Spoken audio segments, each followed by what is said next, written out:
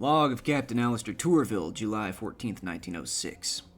I'm not entirely sure where to begin here. Guess I should probably start with the bit I actually halfway understand. We stopped off at Albion for the signalman to visit with an old friend of his. He was looking for a man just called the Squire. Unfortunately, the Squire had already left Albion behind a good while ago, but we got a lead on him thanks to an acquaintance of mine, the Baronet. Seems the Squire's moved out to the Reach, settling down at Port Avon, so it seems we're going back there. Again. Oh well. Travel means trade, and trade means income, so I shouldn't complain too much. Now for the bit I don't understand at all. I always knew having a member of the royal family aboard would complicate things. I just had no damn idea how much. First, we stopped in at Perdurance. Finally got to see what that eternal day was like. And I was right. It was worse than hell. The half-light mask, they call it. The same day, on repeat, forever. I don't understand how those people aren't completely insane at this point. Or maybe they are. As bad as the war with hell was, I'd take the blood, fire, and devils every damn time over that one endlessly repeating day. At least in combat with hell, some things were able to change. Anyway, the princess wanted to get a look at the mechanisms that alter time in Perdurance, and talk with the engineers that ran them. I think she kidnapped one of them. Well, maybe not. Technically, they don't seem to be there against their will, but I also know that things become confused where the princess is concerned. From there, we ran over to Warlabeery Juxtamare and things got even stranger. Her Highness wanted to go to some sort of poetry reading. We did, and as one might expect, the princess was an instant hit, poets lining up to talk to her, or at her, or both. The princess suggested that Her Majesty's English wasn't quite good enough for her, and asked for poetry in a different language. The poets obliged, and how to put this? They spoke fire, and this resulted in the whole damn poetry house burning down. It was thought that everyone inside was killed, but one of them is now aboard the Fearless. Again, possibly kidnapped, possibly not. Now the princess needs a ring made from the souls of bees, and also wants to visit a crossroad in Eleutheria. I have no idea why. Almost all of me wants to just get rid of her, but I get the feeling that would be more trouble than simply obliging her at this point. Whatever. Back to the Reach. Welcome, one and all, back to Sunless Skies, and I did a stupid. I started acting like I was recording this episode when I actually forgot to push the start recording button. So I've journeyed a little bit. It is now obviously not the 16th of July, or the 14th of July, like the captain's log said. It's now the 16th of July. So, sorry, you didn't miss much. The only thing that happened was we got a prompt to learn about our newly installed full steam mode on our engine, and I attempted to demonstrate a trick with it, which I will demonstrate now, and hopefully I won't kill myself doing it. There we go. So, get the heat bar going, bada bing, bada boom, and in order to be able to stop quickly, what you can do is you can mash the button to, keep the heat bar close to, the bottom of the heat gauge. Doesn't work quite as well with the way I'm playing on PC via USB cord plus PlayStation controller, but if you're playing on consoles or if you're playing with keyboard and mouse, it's probably a little bit more responsive. So it's a good thing to have. In case you didn't know how full steam mode works, you press the cruise control button, you fill up the heat bar up to that line. I'm not going to do it again because it costs fuel. And the way you disengage full steam mode without, injuring yourself is you hold the button and it goes back down again. So what you do is you want to... I'm trying to talk too many different ways at too many different times. During full steam mode, You do not want to run into things because it will injure or damage you very, very badly. So, what you do is while you're out zipping around, if you are in uncharted territory like I am, I'll explain why we're doing that in a minute, you keep the heat bar almost at the bottom, so if you see yourself running up on something, you can just end full steam mode right there and not take the damage of running into the thing, because it's also more difficult to turn when you're engaging full steam mode. Anyway, the reason we're out in uncharted territory instead of going back to the Reach, which we're going to do in a little bit, is I need to find the Well of the Wolf because there's something very, very important there for us. Possibly the most important thing in this entire game. So that's why we're out looking for it.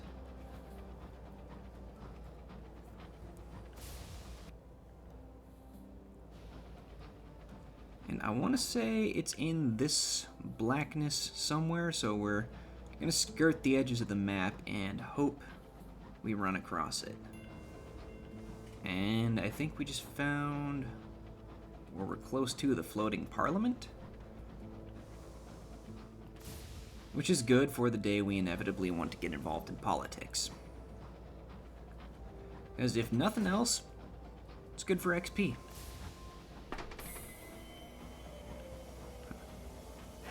Hey, we got an achievement for finding the place. Nice. Alright, Newport. Palace of Highminster. The Empress shipped the House of Parliament brick by brick from Old London to the High Wilderness to help her govern. It didn't take long for her to grow weary of the questioning of her authority and have it severed from London. Fair. Parliament now drifts free in this distant corner of the sky. It continues to pass laws, but hardly anyone pays attention. A welcoming party. Smiling, nervous young people greet you as you disembark. "Excuse us!" the man in the yellow rosette calls. "Excuse me, a minute of your time." Sure. The smiling man wearing a yellow rosette cuts in first. "Captain, join our campaign to celebrate Albion and restore old-school patriotism to the land by officially renaming Wednesday as Victoria's Day. Praise her renewed majesty for all that she has..." The smiling woman wearing the green rosette effortlessly cuts in. "For killing democracy, for our subjugation. No, Captain, we must take a stand for freedom. We must show the Empress that we will not sit idle. Join us as we triumphantly rename her precious Victoria Sponge to the People's Cake." Oh boy, they look at you with hungry expectancy. Vote in support of the Empress. It'll be good for the calendar industry. Anyway, vote to oppose the Empress. Very quietly, very quietly. Keep walking. What a ridiculous waste of time. Yeah, I feel like Captain Alistair does not give two shits about this, so we're gonna keep fucking walking. The two of them show no interest in following you. They continue looking for new arrivals willing to take part in the process, presumably ones who don't know full well that Parliament hasn't been in a position to pass laws in years. Yep. And somehow, I'm still advancing my parliamentary career. Alright. Compile a port report. I should have read that. I shall read that. The last bulwark. While the place is off limits to most, there are always ministers and civil servants whose busy schedules allow for a moment for a free drink. You ask the obvious question. What is the point of Parliament when her renewed majesty never gives her assent to any of its proposed laws? They bristle. Tyrants fall, democracy endures. Sure. Let's observe the people's hydrate. Observe the people's perpetual protest. A ragtag mob of protesters has set up camp on the lawn. No two want the same thing, but their cacophonous chanting is impressive. Parliament has little power, but at least there is a chance it might listen. That is more than protesters can expect at the throne of ours. The protesters raise their voices with a spirit of camaraderie and a united belief that words can still make the world a better place, with neither anger in their words nor violence in their demands. Oh, that's nice. At 3 on the dot, the huge portcullis opens and the protesters are served tea, scones, and little cucumber sandwiches cut into triangles. A little recognition of the protesters' ongoing service to this most vital part of British democracy. Ignore the protest. You have better things to do with your time. The crowd continues raging against whatever it is they disapprove of. You leave them to it and return to the quieter, more civilized greenery of the main lawn. Alright. I can get some cheap souls at the bazaar, but... yeah, let's retop off our supplies and keep on keeping on.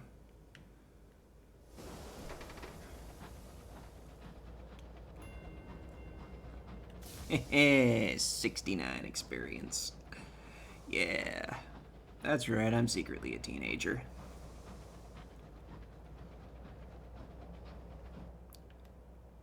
Just moving a general this way direction.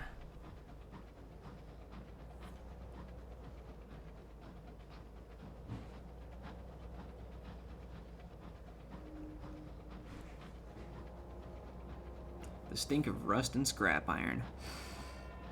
Smells like home. As someone who used to work in a machine shop, I'm actually well acquainted with that smell. And in a lot of ways, it really does smell like home.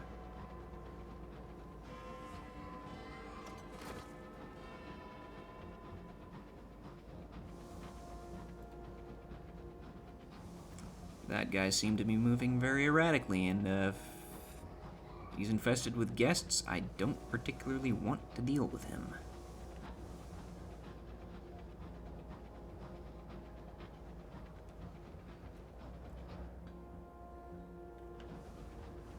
Oh, we got plenty of supplies, so we might as well make use of the scout.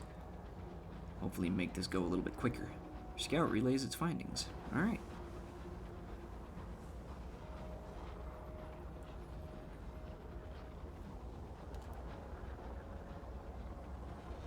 Oh, I definitely hear something.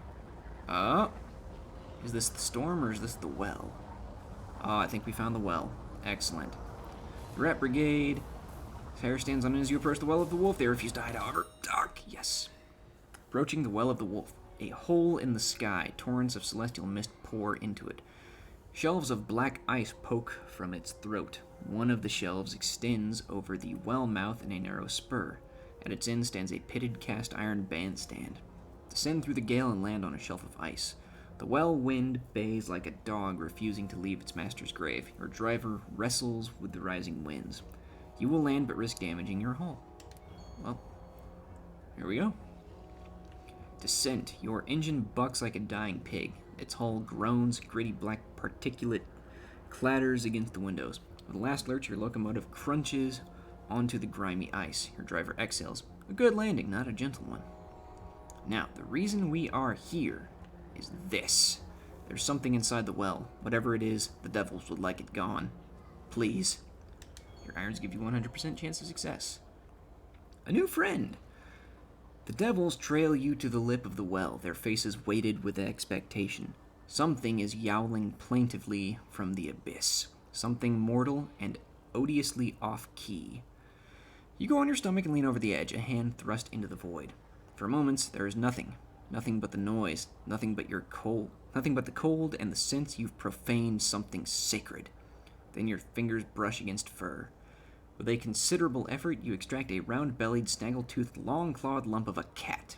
The devils are relieved at your success and insist you depart with the aggrieved feline as soon as possible. Yes, leave. Got what we came for. Boom. Well, let's interact with our new thing, shall we? The useless cat. He is not good. He falls off high things. He gets stuck in the vents. He sits at the exterior hatch and yells to be let out. He's yours, though, you suppose. Let's speak to the cat. Your useless cat. The cat sleeps in the hold, in the engine room, and the galley. It is often found asleep, never seen expending energy, moving from one place to another. Today, it is sleeping on your desk. Stroke the cat. Perhaps it will be relaxing. It was not relaxing. For something so lethargic, it has a remarkable turn of speed. Its soft white belly was a trap. Your useless cat yawns theatrically as if to emphasize exactly how little it cares about the blood oozing from your forearm. It stands, stretches, knocking a pot of ink onto the floor, then curls up once more. The ink pools lazily. You'll need to mop that up before it reaches the rug. Yes. Useless cat acquired. Everything is now right with the universe. Anyway, let's get out of here and go back to the Reach.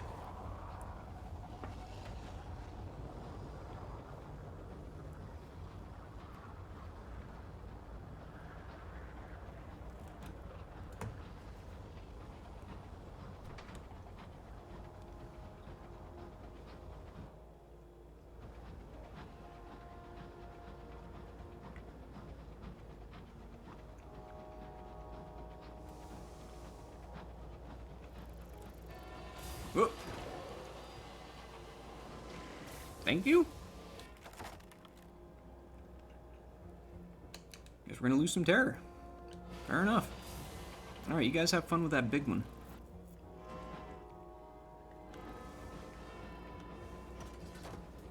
Alright, I'm also secretly eating lunch over here. I'm trying to lean as far away from the microphone as my headphone cord will permit to do so.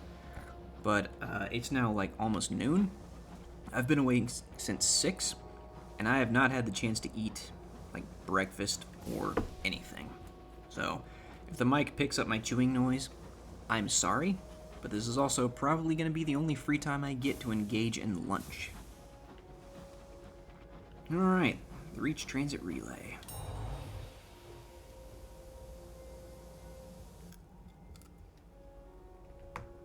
Present yourself to customs. Nothing to declare. Return to your engine. How many of these do I have left? 4? Alright. Travel to the Reach, first class. Bada bing, bada boom. Let's go.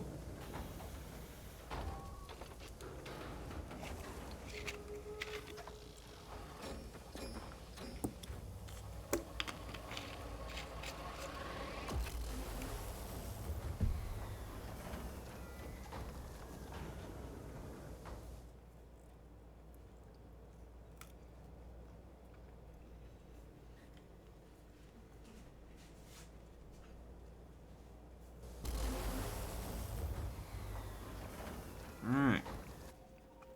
So, where is Port Avon?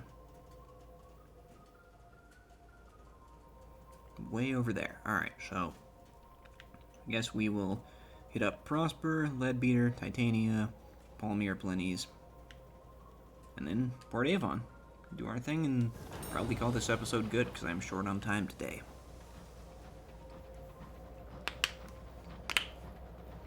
Actually, hang on a second here. What kind of port reports am I looking at? Oh, literally just the floating parliament. Alright.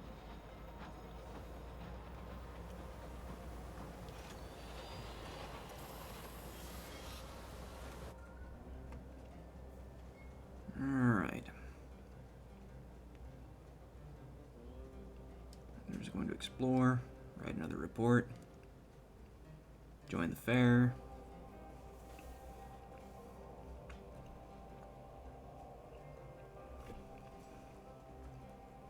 Run with a crew of Eastenders. And more uncanny specimens. Those will be useful later on, when I go back to Albion and the Royal Society. Let's grab some stuff from the bazaar. Grab one more unit of fuel just to be safe. And head on.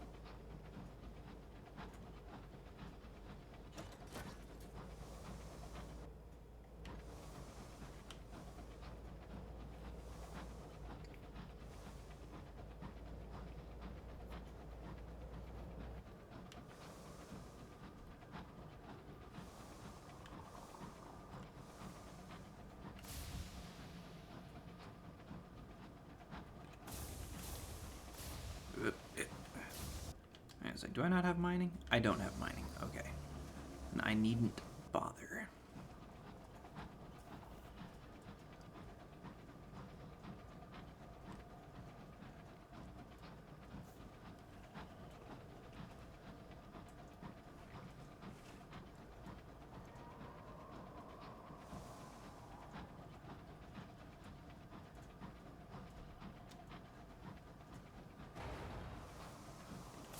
Yep, we're just going to leave that alone. I know exactly what that is, and I don't want to mess with it. But I do want to grab this. Read the ledger. Handwriting's poor but legible. Captain Abernathy deposited fuel. The pen leaked as they wrote. There's a column for miscellaneous notes. The captain details various damages done to their engine and their causes. Hull, aggrieved containry. Backplate, bad launch off Port Prosper. Front plate, bad landing on Port Prosper. Hull again, Jones. A change in personnel gives the captain optimism for the next leg of the journey. Cool.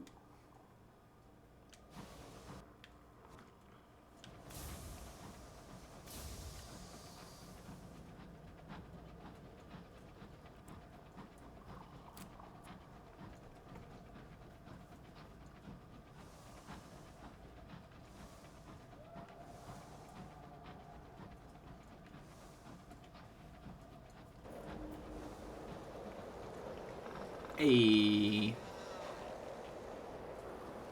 Always nice to see the Peacock wins, at least when they're going in the general direction that I want them to.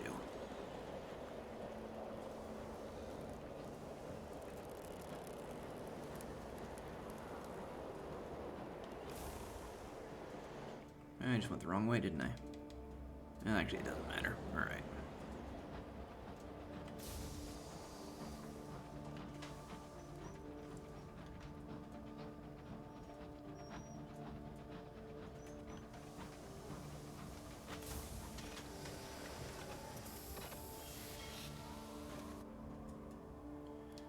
Hunting party. Why not? Nice. Caged catch, wonderful. Gather a report.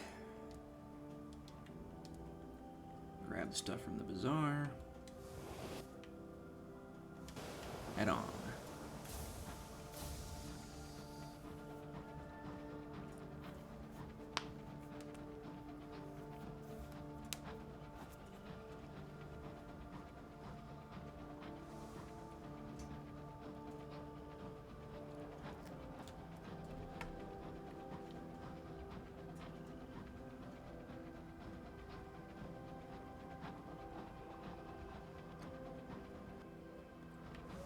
For those of you who might be wondering, my lunch at the moment really just consists of a meat stick, the jerky meat sticks. Nah, man, I should tell you about how jerky probably literally saved my life since I'm just doing a lot of traveling and not much else. So, I used to work at Walmart, and oh, hang on. Nice. All right. Collect the soul of the bee. I needed that. Alright, let's level up real quick. It's been a while since we've done this. What do we got? Well,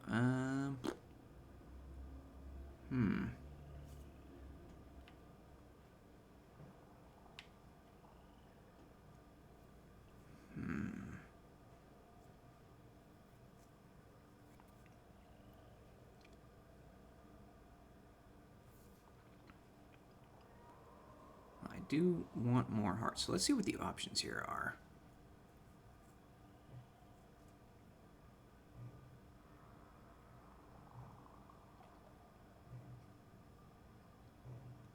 I will treat my nightmares.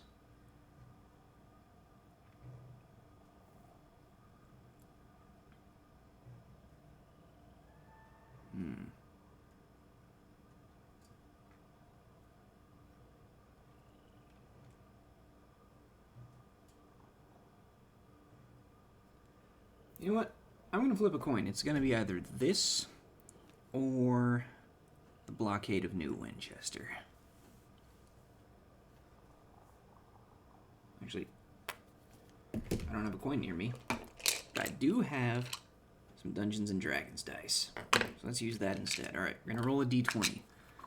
Evens is going to be the club. Odds is going to be the blockade. That was cocked. Let me try again. All right, evens is the club. Rolled an 8. So, you belong to one of London's illustrious private members club. Find food, understanding, companionship, and no riffraff. Admittance was a hurdle, but your letter of acceptance declared you to be the right sort. Of which club were you a member? I think we're going to go with the Dillman Club, an august group of explorers and immortality hunters. Perhaps the quest itself is a folly, but everyone needs a hobby.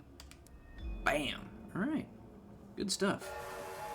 Anyway, I was talking about how jerky literally saved my life. So, I used to work at Walmart, and, well, working at Walmart is kind of stressful. Like, really stressful. So, I'm not, like, the biggest of guys over here. I'm currently sitting at about 165 pounds, which, apparently for someone who stands at 6'1", is, according to, like, the American BMI, underweight. I'll actually, once I'm safe at the dock, I will Google that. Because, I'm 99% sure that's accurate. I should probably fact check myself. Because that kind of thing gets you in trouble sometimes. So, let's dock here, grab my phone, wait for Google. Alright, let's do this, write a report, attend the art exhibition to lower terror, American BMI.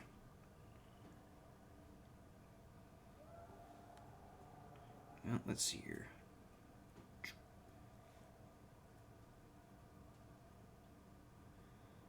Normal weight ranges is probably what we're looking for.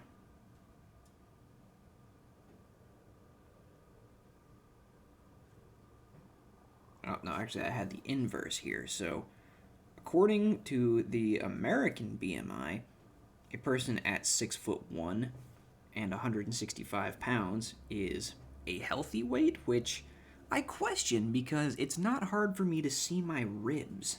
You know what I mean? Alright. Anyway, point is, I'm a tall, skinny guy. Like, really skinny.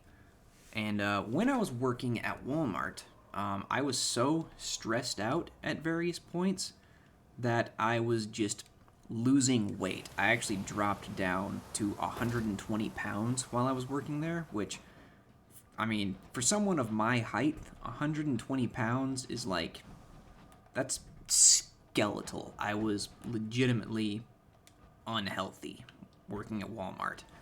So, technically, you're not supposed to keep food near where you work, and I was working at the fabric department at the time, but, I didn't want to keep losing weight just due to the stress of working there, so I always kept a bag of Jack Link's jerky hidden under the fabric counter for myself to just munch on to keep, like, the calories coming in, just to help me. Like, I didn't start gaining weight again until after I stopped working at Walmart, but at that point, just munching on jerky constantly throughout the day at least helped me not lose any more weight. And that's the story of how Jack Link's beef jerky probably saved my life. And also, it's just really tasty. I like the peppered kind, although the hot and spicy is also pretty good. Not a fan of the sweet and spicy. I prefer just straight spicy rather than, like, sweet and spicy. At least where jerky is concerned.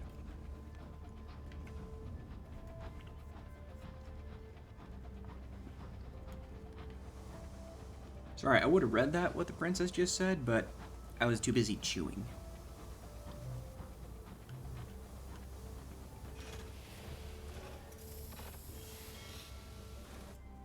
Alright. New arrivals. Listen to stories. Collect the port report. And the free tickets. And I probably shouldn't grab anything else, because I'm going to need the space for fuel at Port Avon, which is right down there.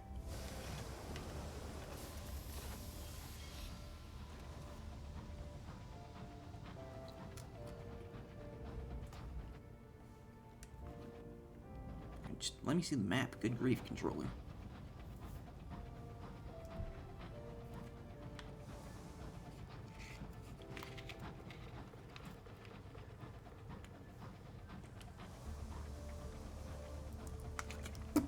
Yep. There's our once per recording session freeze. I was wondering when that was going to show up.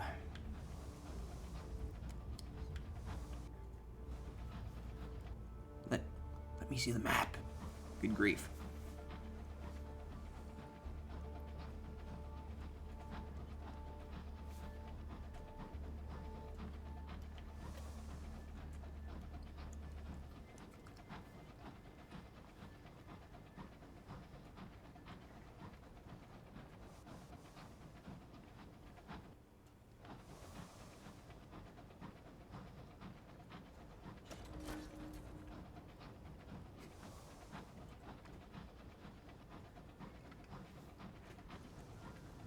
Don't worry, Princess. We're gonna get fuel very soon.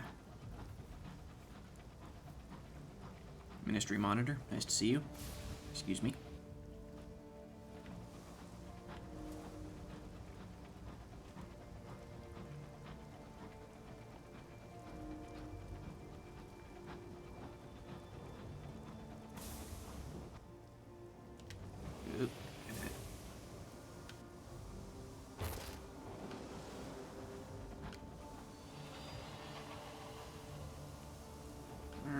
Back on in. There we go. Quiet day in Port Avon. Yeah, buy cheap fuel. Good call. Right. Rider port report. Now we need to find the guy. I think he's at the ruins. Is he possibly at the nowhere? No? Village? Here we go. The Signal Man on the trail of the Quixotic. I have a charged phone sitting next to me. I'm going to look up how that's pronounced this time.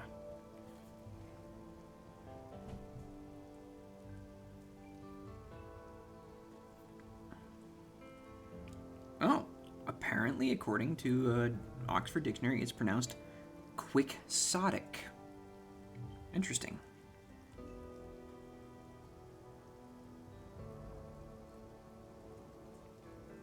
Okay, the Quixotic Squire. The signalman's search for the Quixotic Squire, patron of the defunct Isambard line, has led you to Port Avon. The squire's house clings to a lonely sky rock drifting above the village, but it is in obvious disuse, the roof caved in and its windows boarded. The signalman tuts. Typical. You are not so easily deterred. Someone here will know what became of the squire. Speak to the vicar. He ushers you into the vicarage and offers you tea, which he perhaps hopes will ameliorate his news. I'm sorry, says the vicar. The squire passed away several years ago. The signalman frowns. A year younger than me. Sad circumstances. His wife had contracted an unusual illness. Here he taps the glass lens of his spectacles. There was no recovery. The squire had an hour loom constructed in his cellar and spent the remainder of his wealth on hours, which he used to draw out the last of their time together. While months passed for us and for her, years passed for him at her sickbed. When she passed, he had used up what was left of his own time, too. Sip your tea. A small gesture, but one that provides the signalman with at least a pretense of privacy. Appropriate a biscuit. They are golden and crisp and delicious, and you've been making do with mealy, drooping fungal crackers for weeks. Tut sympathetically. In the mouth of a Briton, a tut can be scathing or sympathetic. This one, you hope, is mournful. It says, the world is a terrible place, and we do what we must to endure it. You know, I'm going to appropriate a biscuit. The signalman puts down his tea. We're none of us good at letting go, are we, vicar? The vicar goes to offer him a biscuit, but you have just devoured the last one. No, it's not surprising, I suppose. Is there any question more terrifying than what comes next? You depart. The signalman is wrapped in thought. All right, learning about the signalman. He's lost in thought. Perhaps you should speak with him. I shall. All right, where are you, signalman? Speak to the signalman. Since your visit to Port Avon, he has sunk in a gloom deeper than you have ever seen. Jesus, even in him. All right, speak to him. A life unlived. He smokes in a constant chain now. The next cigarette is lit before the last one has gone out.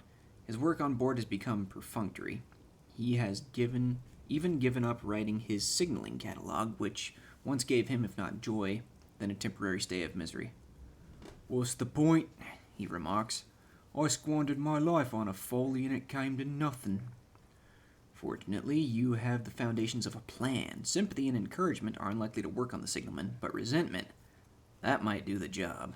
Acquire a moment of inspiration and some ministry-approved literature to enact your plan. All right. Well, I've got one of those. I just need ministry-approved literature. Well, shit. I don't think I can, I'll check the bank, but I don't think I have any ministry-approved literature in there, so that means I'm gonna have to go back to Albion. Oh, Lord. Hey, man. How's it going?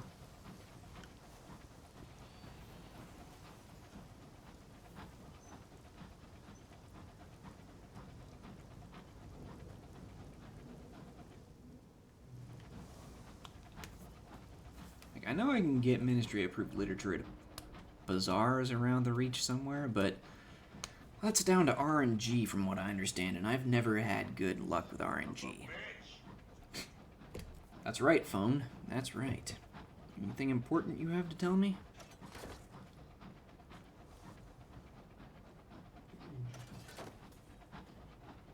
Nope, just more stupid news app. Oh, free stuff. Nice.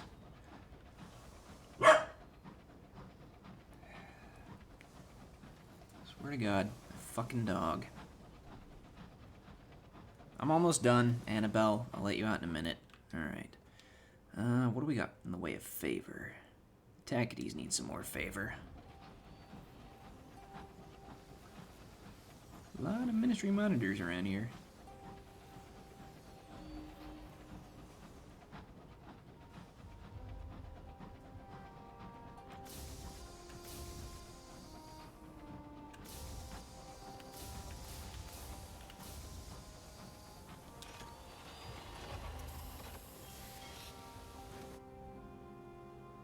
Oh, right.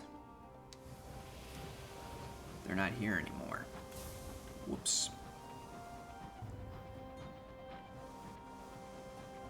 Well, you know what? Stovepipes are closer, so they're getting their reports this time. And that means money, whereas, since the Victory Hall is gone, they would just pay me with little bits of monies and fuel and supplies. Anyway, here we go. Deliver the reports. 500 sovereigns. Alright.